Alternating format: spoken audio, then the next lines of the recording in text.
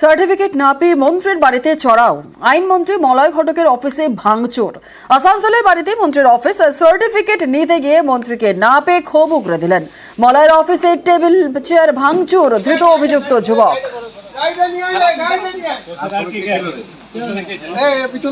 না না না এর সঙ্গে ছিল।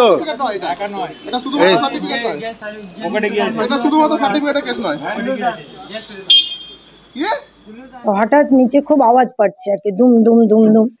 আমি তখন ভাবলাম হয়তো আমার নিচে তো পুলিশরা আছে, না তো কেউ পড়ে গেছে। তো দৌড়ে আমি আমার বোন ছিল, আমরা নেমে এসেছি। নেমে এসে দেখছি তো এখানে সব ভাঙাচোরা অবস্থা।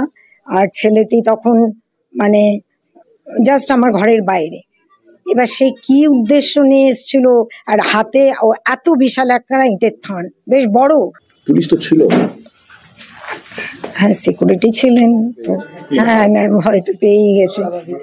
একা থাকি তো আমি ম্যাক্সিমাম টাইম না। একটি ছেলে হঠাৎ করে ঢুকে ওনার বাইরে যে রুম আছে সে রুমের টেবিলের উপর একটা ইট মারে। তো টেবিল কাজটা ভেঙে গেছে। আমরা ছেলেটাকে ডিটেইন করেছি।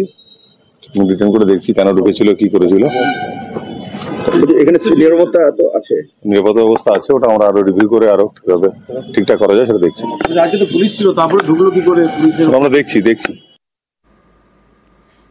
সেচ দপ্তরের জমি থেকেই মাটি চুরি, ট্রাক্টরে তোলা হচ্ছে সেই মাটি। আর দিনে দুপুরে মাটি চুরির অভিযোগ মুর্শিদাবাদের ভগবানগোলায়। মাটি চুরিতে অভিযোগের তীর স্থানীয় ইট ভাটার মালিকের বিরুদ্ধে। খবর জানাজানি হতেই ঘটনাস্থলে আসেন ভূমি রাজস্ব দপ্তরের আধিকারিকেরা। খবর দেওয়া হয় বিএলআরওকেও। চাপে পড়ে বন্ধ হয় মাটি কাটা। বাজেয়াপ্ত দুটি মাটি বোঝাই ট্রাক্টর। আমাদের সরকারি সম্পত্তি এখানে অনেক রকমভাবে বেঁকে টেরে গেছে। এটা সরকারি সম্পত্তির মধ্যে পড়ে যাওয়ার সম্ভাবনা ম্যাক্সিমামই আছে। এই জন্য আপাতত বন্ধ রাখা হয়েছে। উইদাউট ডিমার্কেশন ছাড়া সরকারি সম্পত্তিতে মাটিটা কাটা হচ্ছে কিনা সেই জন্যই এটা বন্ধ রাখা হলো। এই জন্য বিএলআরওকে আমরা ডেকে নিই। বিএলআর অফিস থেকে স্টাফ এসছে, তারা ডিমার্কেশন করবে। আমরা চিঠি চাপার দিয়ে পাঠাচ্ছি। ডিমার্কেশন হওয়ার পরে যদি আমাদের এখানে সরকারি সম্পত্তি কেটে ফেলে তাহলে ফার্দার যা অফিসিয়াল অ্যাকশন হয় সেগুলো হবে।